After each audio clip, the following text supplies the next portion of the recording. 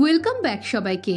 আজ আমি ম্যারি মাই হাজবেন্ডের এপিসোড 4 এক্সপ্লেন করব। যারা আগের ভিডিওগুলো দেখোনি, ডেসক্রিপশনে লিংক দেওয়া আছে, ওখানে ক্লিক করে দেখে নাও। আর নতুন হলে চ্যানেলটা সাবস্ক্রাইব করে দাও। তো চলো শুরু করা যাক। তো এপিসোডের শুরুতে বেকুন জীবনকে লাইক করি বললে জীবন হাঁ হয়ে যায়, আর দূর থেকে জিহোক এসব দেখে রেগে যায়। তাই সে জীবনকে ফোন করে বলে কোম্পানির একটা অ্যাডভার্টাইজ বাজেট ঠিক করার জন্য জীবনের হেল্প তার দরকার। তাই সে জীবনকে একটা অ্যাড্রেসে আসতে বলে। এই শুনে জীবন জিহোককে আসছি বললে সে রিলিফ পায়। এদিকে জীবন বেকুনকে বাই বলে যেতে গেলে বেকুন তার ফোন নাম্বার চায়। এতে জীবন নাম্বার দিয়ে চলে গেলে বেকুন খুশি হয়। তখনই সে দূরে জিহোকে রাগি ফেস দেখে চুপ হয়ে যায়। পরের সিনে জীবন ভাবতে থাকে এর আগে কখনো জিহোক তাকে উইকেন্ডে ফোন করেনি।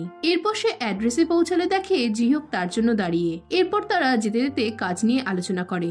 জিহোক জানায় সে অনলাইন অ্যাডভার্টাইজের ওপর জোর দিচ্ছে। সে বলে অনলাইন মার্কেটিং গ্রো করবে, তাই তারা আগে থেকে এতে ইনভেস্ট করবে। এসব প্ল্যান শুনে জীবন তারিফ করে। সে বলে তবে এতে আমার কাজ কি?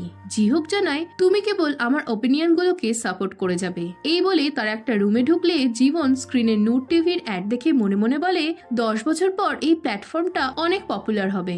এই সময় সেখানে মিস্টার ওয়াং আসলে জিহোক তার সাথে জীবনের পরিচয় করিয়ে দেয়। তাকে দেখে জীবন ভাবে এই লোকটা এখন এখানে আছে।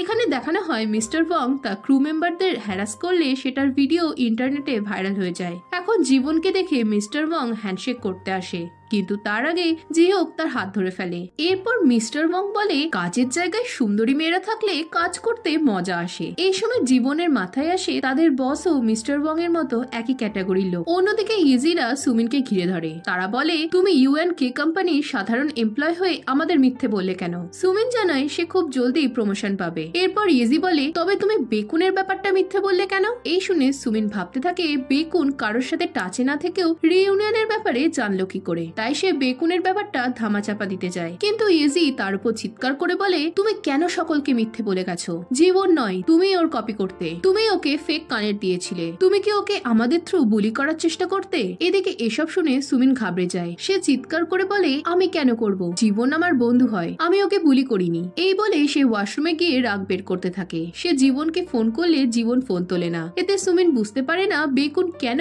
হঠাৎ করে চলে এলো। এরপর সে রেস্টরুম থেকে বেরিয়ে দেখে সকলে তাকে ছেড়ে চলে গেছে। এতে সে কষ্ট পায়। এদিকে জিহোকের অ্যাডগুলো মিস্টার ওয়াং এর পছন্দ হয় না। তাই জীবন জিহোকের কথা মতো তার সাপোর্টে কথা বলে আর মিস্টার ওয়াং কে বোঝানোর চেষ্টা করে। কিন্তু মিস্টার ওয়াং তার কথায় পাত্তা না দিয়ে তাকে খারাপ কথা বলে। আর এতে জিহোক রেগে যায় আর জীবনের সাথে ভদ্র ব্যবহার করতে বলে। এই দেখে জীবনের ভালো লাগে। তাই সে বাড়ি ফেরার সময় জিহোককে থ্যাংক ইউ বলে। অন্যদিকে জীবন পার্কের ফোন ধরছিল না দেখে পার্কের মুড খারাপ ছিল। আর এই দেখে তার ফ্রেন্ড হাসাহাসি করে। সে বলে তোমার গার্লফ্রেন্ড মনে হয় অন্য কাউকে ডেট করছে। এতে পার্ক বলে জীবন ওরকম মেয়ে না। এদিকে জিহোক জীবনকে তার সাথে ডিনারে যাওয়ার কথা বললে জীবন তার সাথে যায়। গাড়িতে জীবন জিহোককে বলে প্রায় সবাই আমার সাথে খারাপ ব্যবহার করে আর তারা এই জন্য আমাকে কখনো সরি বলে না। এতে জিহোক তাকে সবার কথা ভাবতে বারণ করে। জীবন জানায় সে ঠিক করেছে এখন থেকে যে তার সাথে ভালো ব্যবহার করবে তার সাথে সেও ভালো ব্যবহার করবে। এই শুনে জিহোক বলে তোমায় এখন থেকে মানুষকে চিনতে হবে। এতে জীবন হেসে জানায় সে এ ব্যাপারে কাঁচা। তখন জিহোক বলে তুমি আমাকে নিয়ে কি ভাবো? এই শুনে জীবন হেসে তার দিকে তাকায় আর বলে তুমি অনেক ভালো। এই শুনে জিহোক স্মাইল করে। এরপর তারা কথা বলতে থাকলে জীবনের কাছে সুমিনের কল আসে আর জীবন সেটা কেটে দেয়। এরপর বেকুন জীবনকে মেসেজ করলে জীবন স্মাইল করে আর এই দেখে জীবন এর কারণ জিজ্ঞেস করলে জীবন জানায় সে তার এক হাই স্কুল ফ্রেন্ডের সাথে কথা বলছে যার সাথে অনেকদিন বাদে দেখা হলো। এই শুনে জিহোকের মুড অফ হয়ে যায়। জীবন জানায় সে তার ফার্স্ট লাভ ছিল। এতে জিহোক বলে তাহলে তো তোমার ওকে দেখে আবার ফিলিংস জেগে উঠেছে, কিন্তু আমার মনে হয় এগুলো তোমার পক্ষে ভালো নয়। এতে জীবন জানায় এসব কিছুই না, তার এখন বয়ফ্রেন্ড আছে। এদিকে এই কথাতে জিহোকের মন ভেঙে যায়। এরপর রাস্তায় পার্ককে দেখে জীবন লুকিয়ে পড়ে। এই দেখে জিহোক হেসে বলে তুমি কি লুকোতে চাইছো? এতে জীবন বলে না, আমি কেন লুকোতে যাব। এই বলে তখনই সে রাস্তায় সুমিনকে দেখে আবারও লুকিয়ে পড়ে আর এসবে জিহোক মজা পায়। পরের সিনে রাস্তায় সুমিনকে বসে থাকতে দেখে পার্ক তাকে ডাকে। পার্ককে দেখে সুমিন কাঁদতে শুরু করে। এরপর তারা জীবনের ঘরে ঢুকতে যায়, কিন্তু জীবন তার পাসপোর্ট চেঞ্জ করে দেওয়ার জন্য তারা দরজা খুলতে পারে না। এই সময় সুমিন কাঁদতে শুরু করলে পার্ক তাকে কমফর্ট করতে যায় আর সুমিনকে দেখে হাঁ হয়ে যায়। অন্যদিকে জীবন তার গাড়িতে লুকোনোর ব্যাপারটা এক্সপ্লেন করতে যায়, কিন্তু জিহোক তাকে থামায় আর বলে আমি চাই তুমি জীবনের সঠিক ডিসিশন নাও। এই শুনে জীবন জীবনের ভালো লাগে। সে বলে আমি সারা জীবন সকলের কথা ভাবতে গিয়ে নিজের কথা ভুলেই গেছি। এই শুনে জিহোক বলে তুমি কি করতে চাও? জীবন জানায় সে ইন্টেরিয়র ডিজাইন আর সেলফ ডিফেন্স শিখতে চায়। এই শুনে জিহোক জানায় সে তাকে সেলফ ডিফেন্স শেখাতে পারে। সে একজন অ্যাথলিট। এই শুনে জীবন স্মাইল করলে জিহোক চশমা খুলে চুল ঠিক করতে যায়। আর জিহোককে দেখে জীবন বলে তুমি লেন্স পরতে পারো, চশমা ছাড়া তোমায় আরো সুন্দর দেখায়। এদিকে পার্ক আর সুমিন ড্রিঙ্কস করতে যায়। সুমিন জানায় জীবন কিছুদিন ধরে অদ্ভুত আচরণ করছে। এতে পার্কেরও খটকা লাগে। তার মনে হয় জিহোকের জন্য হয়তো জীবন বদলে গেছে, কিন্তু পর মুহূর্তে মনে হয় এটা হতেই পারে না, জীবন তাকে ভালোবাসে। তাই সে সুমিনকে বোঝায় সে ভুল ভাবছে। এই শুনে সুমিনের ভালো লাগে আর সে পার্ককে বলে তুমি অনেক ভালো। এই শুনে পার্ক লজ্জা পায়। এরপর তারা খাওয়ার সময় তাদের চপস্টিকটা টাচ হয়ে গেলে দুজনেরই হার্টবিট ফাস্ট হয়ে যায় আর তারা দুজনে একে অপরকে দেখতে থাকে। অন্যদিকে জীবনকে বাড়ি পৌঁছে জিহোক তাকে কিছু বলার চেষ্টা করে, কিন্তু বলতে পারে না। এতে সে লজ্জায় ব্লাশ করতে থাকলে জীবন বলে তোমার হাসিটা অনেক সুন্দর। পরের সিনে জীবন বাড়ি ফিরে দেখে হুই তার জন্য ইন্টেরিয়র ডিজাইনের প্রপোজাল বানিয়ে রেখেছে। এই দেখে জীবনের অনেক ভালো লাগে। এই সময় পার্ক তাকে মেসেজ করে বলে সুমিন অনেক কান্নাকাটি করছে। এতে জীবন পার্ককে তার খেয়াল রাখতে বলে। এরপর সে পার্ক আর সুমিনকে একসাথে দেখার সিনটা মনে করে ভাবে সে এভাবে পার্ক আর সুমিনের সাথে বেশি দিন ডিল করতে পারবে না। তাই সে প্রে করে পার্ক আর সুমিনের যেন জলদি বিয়ে হয়ে যায়। তখনই বেকুন তাকে ফোন করলে জীবনের ভালো লাগে আর তারা কথা বলতে থাকে। জীবন বলে তুমি পাস্টে বলেছিলে যে কখনো তুমি আমার সাথে কথা বলবে না।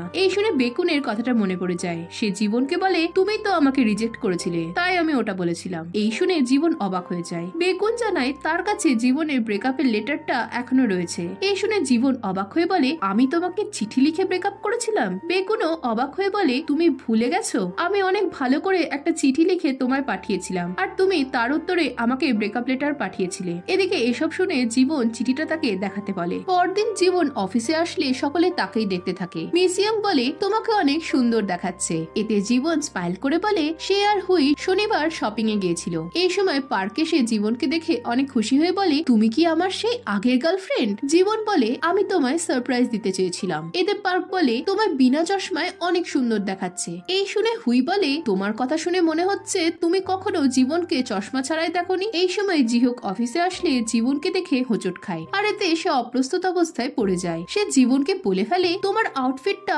অফিসের জন্য সুইটেবল না। এই শুনে সকলে অবাক হয়ে যায়। হুই এর কারণ জিজ্ঞেস করলে জিহোকের হুঁশ ফেরে আর সে বলে আসলে আমি তোমায় কখনো চশমা ছাড়া দেখিনি, তাই হয়তো বলে ফেলেছি। জীবন বলে কালই তো দেখলে। এই শুনে পার্ক অবাক হয়ে বলে কি? জিহোক বলে তখন আমি তোমায় উইকেন্ডে দেখেছিলাম আর এখন ফার্স্ট টাইম অফিসে দেখলাম। এই শুনে জীবন হেসে বলে তুমিও তো আজ চশমা ছাড়া এসেছো। এদিকে জীবন এটা লক্ষ্য করেছে দেখে জিহোক লজ্জা পেয়ে চলে যায়। নেক্সট সিনে সকলে পার্ককে তার সুন্দরী গার্লফ্রেন্ডের জন্য কংগ্রাচুলেশন জানায়। তারা বলে তুমি জীবনকে আগলে রাখো, নয়তো অন্য কেউ জীবনকে নিয়ে চলে যাবে। এই শুনে পার্ক বলতে চায় না না, ও আমাকেই ভালোবাসে, কিন্তু তখনই তার জিহোকের কথাটা মনে পড়তে সে জীবনের সাথে কথা বলতে চায়। এধার ওধারের কথা বলার পর সে জিজ্ঞেস করে তুমি কি জিহোকের সাথে কাল দেখা করেছিলে? এতে জীবন জানায় হ্যাঁ, একটা দরকারি কাজের জন্য জিহোক তাকে ডেকেছিল।